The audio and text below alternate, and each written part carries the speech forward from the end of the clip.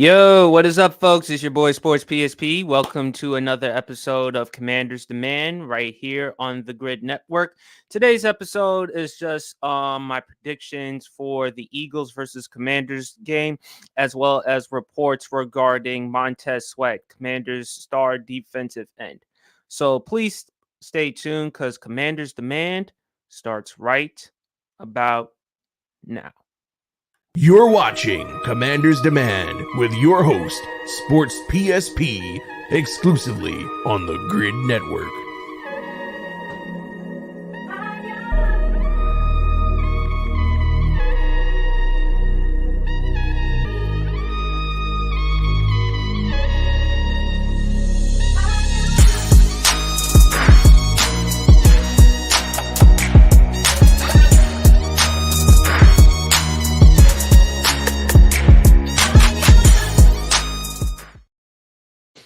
Hey everyone, it's your boy Sports PSP. Hope everyone's enjoying a fantastic Wednesday.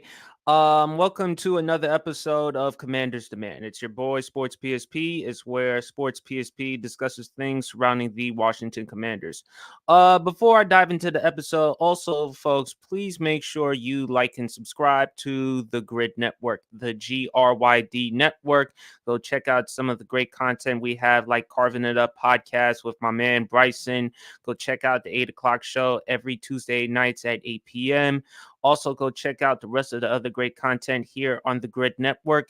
And also, folks, as you all know, I do a personal podcast, the Sports PSP podcast, in which I do sports, music, entertainment, and a lot of other things. So please like and subscribe to that the podcast as well. But anyway, folks, let's talk about the big game on Sunday between Philadelphia Eagles versus the Washington Commanders. As we all remember, folks, I think it was week 4 of the season, Washington traveled on the road to face the Washington Commanders, and Washington lost the game 34-31. As I said in the previous episode, I don't stand by moral victories or anything like that. I thought it was a very competitive game. I thought Sam Howell throughout that game showed a lot of toughness. Despite the offensive line, despite all the issues that he was dealing with the team, somehow, some way he made it roll. Unfortunately, it wasn't enough for the Commanders to win. I thought what hurt us for the most part was our defense, primarily our secondary. We just couldn't do a damn thing to shut down A.J. Brown in that game. He had over 100 receiving yards and a couple of touchdowns, embarrassing our secondary, including our rookie DB, Emmanuel Forbes. For this game, I will talk about my pick in just a sec. Well, actually later on the show.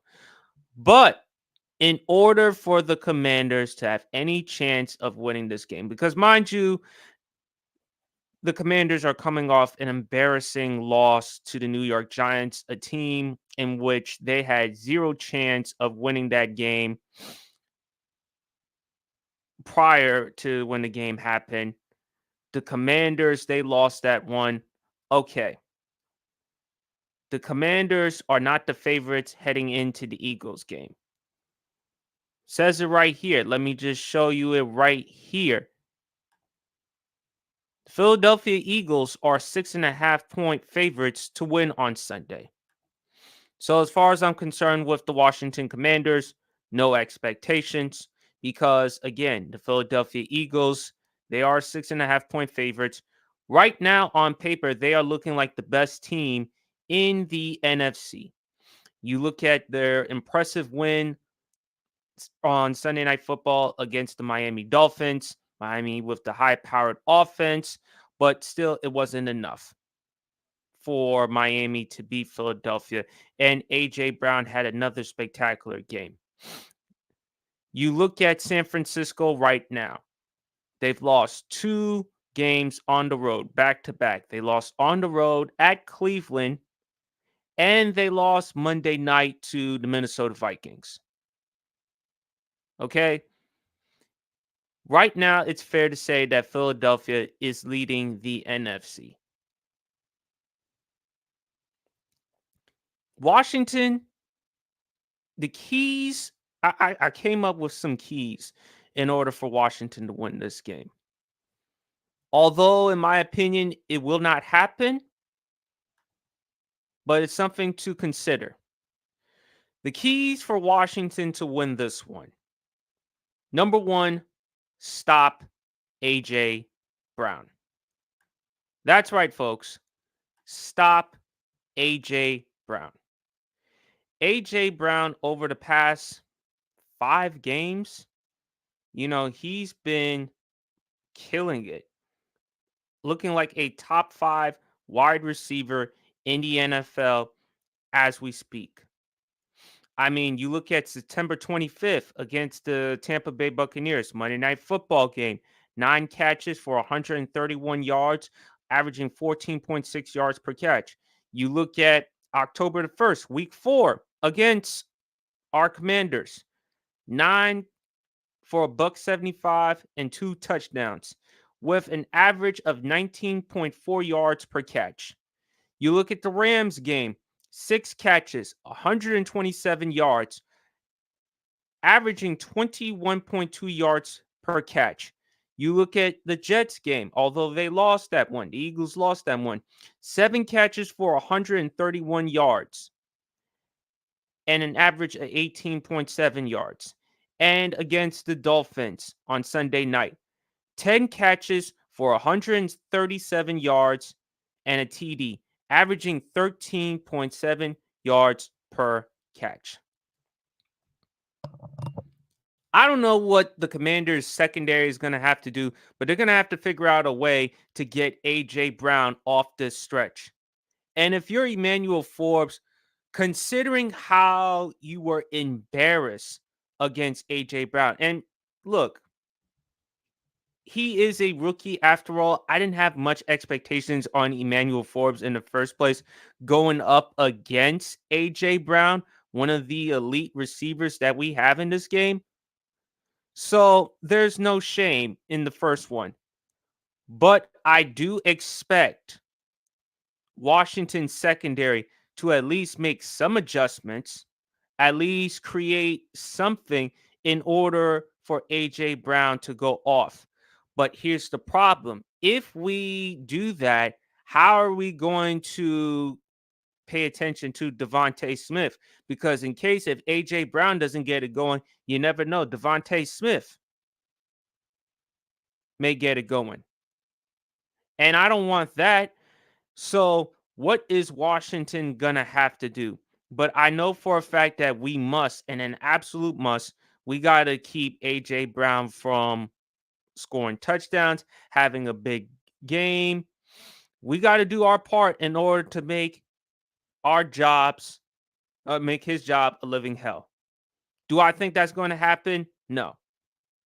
Do I think Washington secondary is going to have a chance going up against A.J. Brown this time?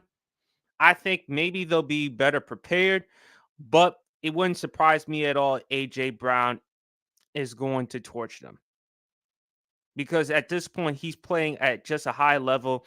And I just think with the Washington secondary, look, they had a hard time going up against the New York Giants wide receivers. So if they had a hard time going up against the Giants wide receivers, what makes it any different with, it's going to be a lot worse going up against A.J. Brown. So that's number one. Then another key in this game, Jalen Hurts committing turnovers. Yeah, folks, believe it or not, Jalen Hurts has been having an issue taking care of the football all season long. I'm reading here from the from StatMuse right now. Jalen Hurts is tied with Jimmy Garoppolo having the most interceptions this season with 8. He and Garoppolo are tied for the most interceptions. Okay, third is Josh Allen. Fourth is Jordan Love. Fifth is Mac Jones. Sixth, Sam Howell. Seventh, Matthew Stafford. Eighth, Ryan Tannehill. Ninth, Patrick Mahomes. And 10th right here is Daniel Jones. Jalen Hurts, almost every game this season, he has committed a turnover. The only game in which he has played clean football was against our Commanders in week 4. And Jalen Hurts was great against the Commanders. Let me see if I can try to find the stats for Jalen Hurts in that game. But he was sensational against the Commanders, as well as having Devontae Smith, as well as having A.J. Brown. But Jalen Hurts, for the most part, has been struggling taking care of the football. And last year, he had 22 touchdown passes to only 6 interceptions. You know, last year, he was in a discussion for MVP. And so far, he hasn't been playing like the MVP of last year. He hasn't been looking like the best quarterback in the NFC East, even though right now he is the best quarterback in the NFC East. Yeah, but look at the other quarterbacks. Dak is too inconsistent. Sam Howell, this is his first year as a starter, and the jury's already out on Daniel Jones. Okay, Daniel Jones has proven this is who he is. Okay, Jalen Hurts right now is the best quarterback because of how bad the division is in terms of quarterback play. And in that game against the Commanders, Jalen Hurts was great. Looking at these stats right here, 25 of 37. He completed 67.6% of his passes, 319 yards, an average of 8.6 yards per attempt, and 2 touchdowns to only 0 interceptions, but he was sacked 3 times in that game.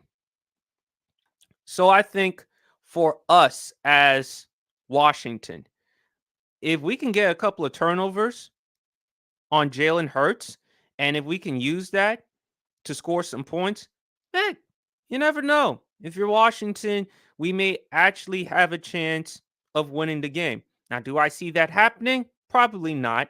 Because again, Washington, I just don't trust them. They're too inconsistent. But if they want to have a chance, you got to get Jalen Hurts to not take care of the football. You got to get him to have a couple of turnovers in that game, whether picks, whether fumbles. And if you're Washington, you just got to cash in the check. You just got to cash in the check that Philly is giving you, and you just got to take it. So if you can get Jalen Hurts off his game, heck, you have a possibility of winning. Just saying. Then here are the other keys for Washington. Of course, better protection for Sam Howell. Sam Howell, man, has been constantly hit, and hit, man. He right now is the most sacked quarterback in the NFL. I don't know what Ron Rivera or Eric Bieniemy or the Washington organization is doing as far as protecting Sam Howell, but certainly what they're doing so far right now hasn't worked out. Now, granted, Sam Howell is a young quarterback and he does hold on to the football a little too much. A little too much. He does hold on to the football a little too much. And there are times he'll try to make mistakes. He'll try to do something. I mean, he'll try to make plays and it'll cost us in terms of mistakes, turnovers, and everything else. So Sam Howell is just going to have to get rid of the ball, throw the ball out of bounds, or just get down. Stop taking that type of punishment. Meanwhile, for the offensive line, you're just going to have to find a way to protect him. And Sam Howell, I mean, let's just look at the stats with Sam Howell in terms of sacks this season. Because it's interesting to see Sam Howell in each game this season against the Philadelphia Eagles. He was sacked 5 times in week 4. In week 4, he was sacked 5 times in that game. Let's go from week 1 to what is it now? Week 8. Let's look at Sam Howell. Week 1 against the Arizona Cardinals, he was sacked 6 times. Week 2 against the Broncos, 4 times. Week 3 against the Buffalo Bills, he was sacked a career high, a season high 9 times. The Eagles in week 4, I mentioned 5 times. Against the Chicago Bears, Thursday Night Football, 5 times. Against the Atlanta Falcons, 5 times. Against the New York Giants, 6 times. And prior to that game against the New York Giants, the Giants had a total of 5 sacks. Sam Howell has been sacked 40 times this season. 40 times this season. How much more punishment can he take? You're really putting this young man's career in jeopardy, which is why for Washington after this season, they have to make serious moves as far as offensive line. No matter what quarterback that you have, whether if it's a pocket passer or a dynamic quarterback, you're eventually going to ruin this young man's career. You're putting his career on suicide watch. His career is on suicide watch as we speak, given the type of punishment that he's taking. And if you have any chance of winning this one, wouldn't it be best for Washington's O-line just to protect them? Could you at least do that? I mean, come on, man. How much more punishment can Sam Howell take? Seriously.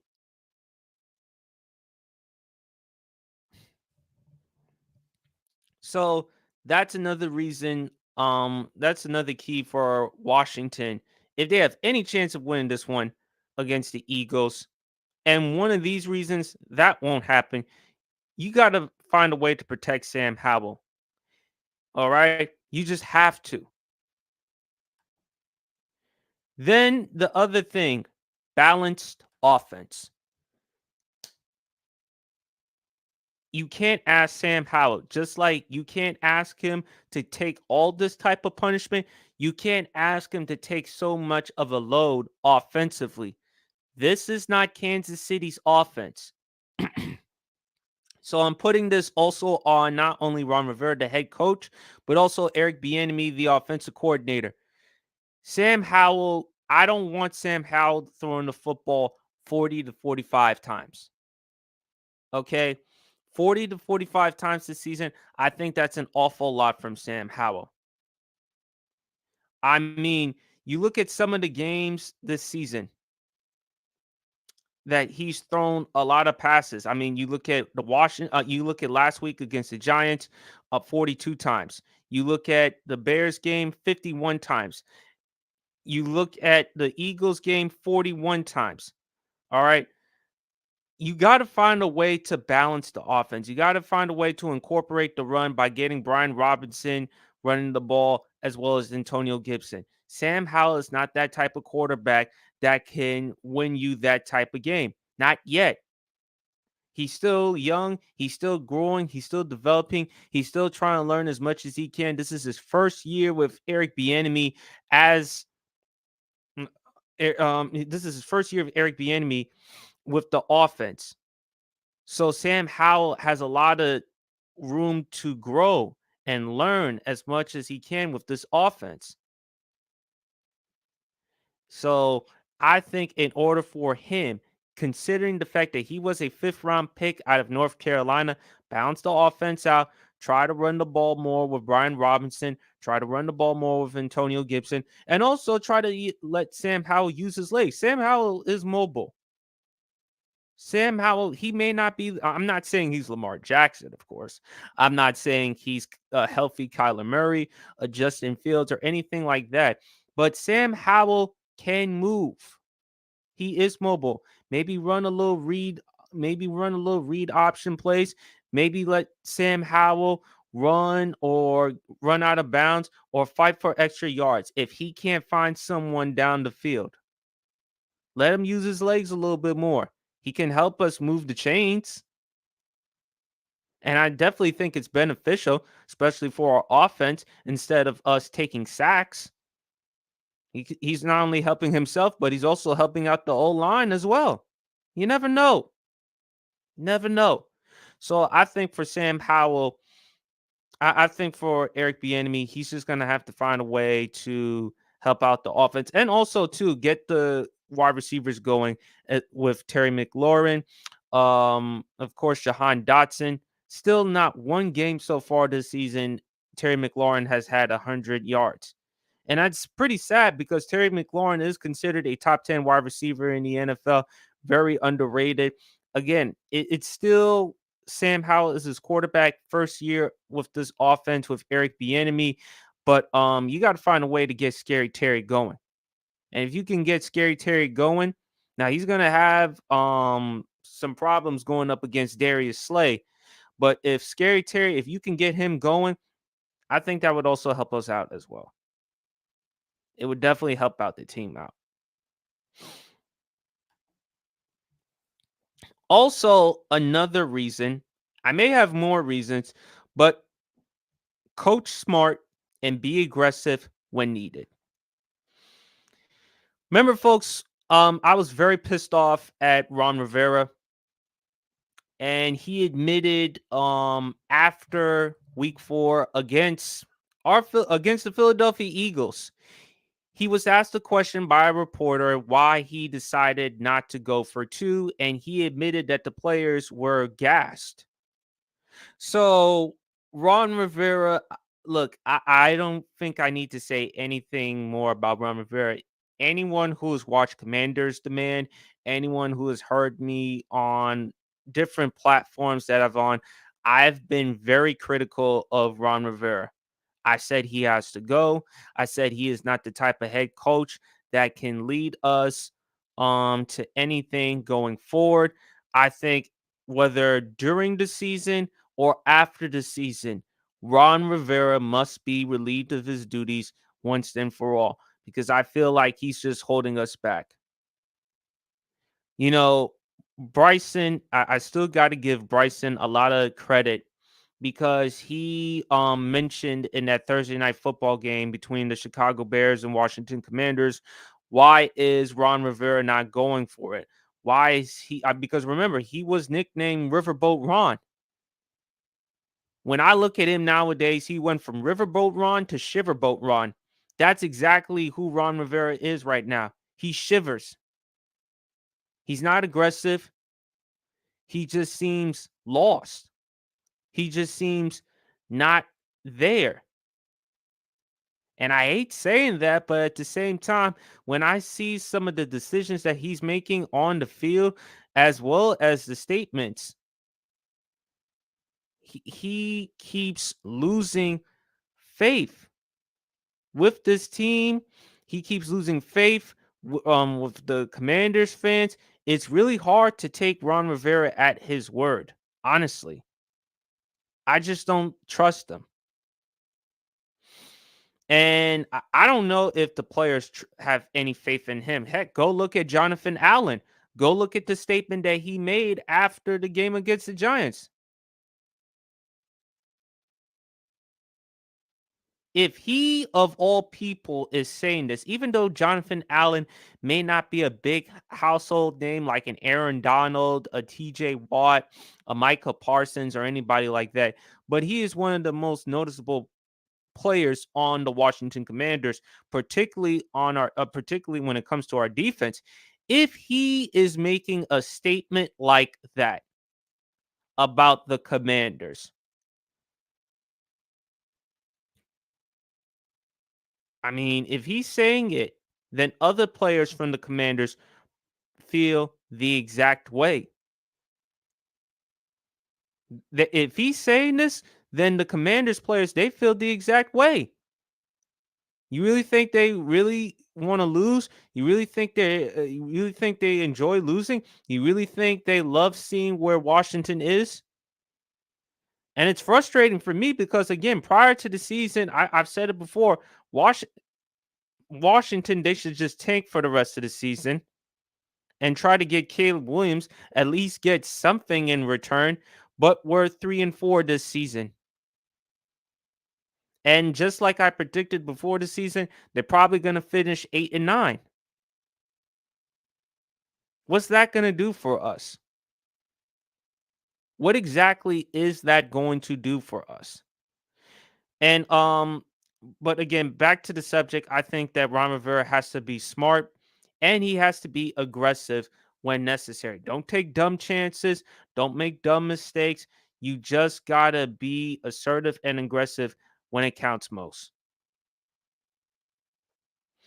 And I just don't think Ron Rivera, when it comes to that, I just don't see it.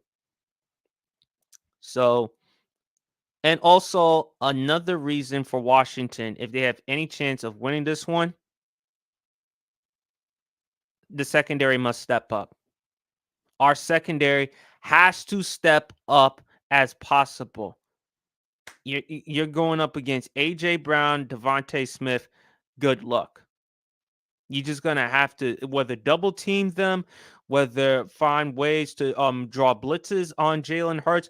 Probably get after Jalen Hurts, trap him, put a lot of pressure on him, keep him in the pocket. Do not make him go outside the pocket, and also try to get him going with his legs because we all know how mobile, how athletic Jalen Hurts is.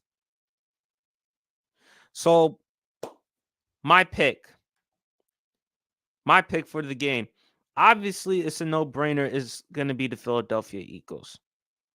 The Eagles are one of the preeminent teams, not only in the NFC, but the NFL.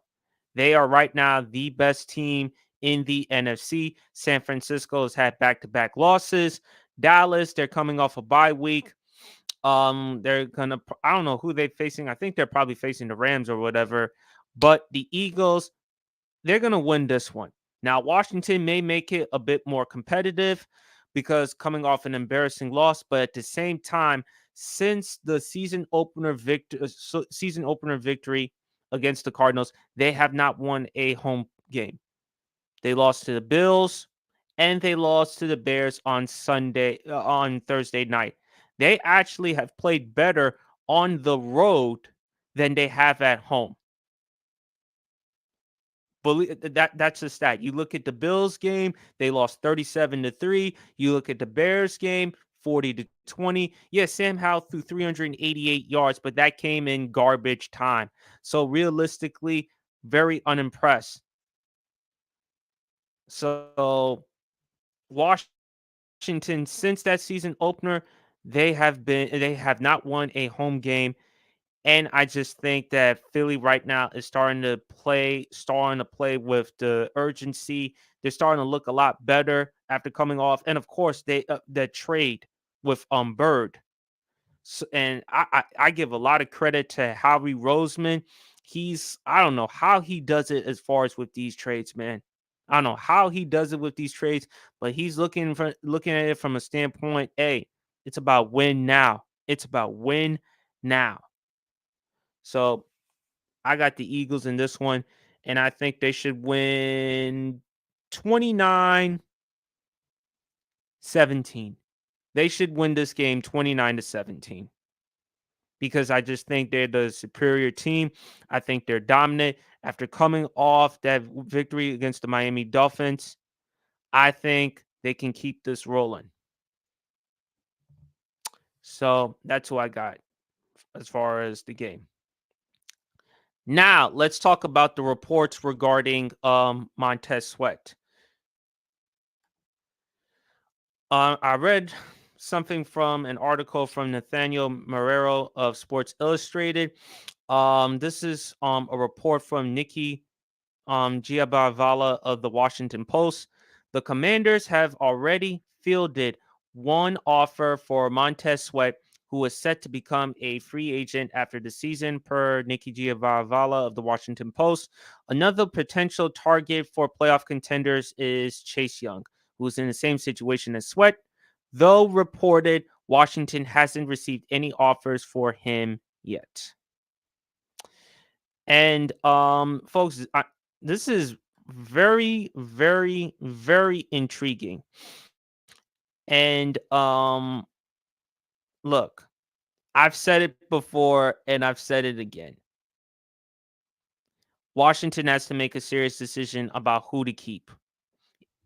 And, there's been trade reports about not only Montez Sweat, but also Chase Young. You've heard previous reports about Chase Young possibly going to the Pittsburgh Steelers, possibly going to the Seattle Seahawks. Both players have played excellent so far this season. They're right around 5.5 sacks. They've been great for the team. They are difference makers when healthy and available. I love Chase Young coming out of Ohio State, but my fear with Chase Young from day one has been durability. Since his rookie season, you look at his second and his third year, it's been due to durability. Because of his durability issues, his production has dropped. And that is why we don't hear too many conversations with him as one of the elite defensive players. Like when you throw in Micah Parsons, Myles Garrett, TJ Watt, Aaron Donald.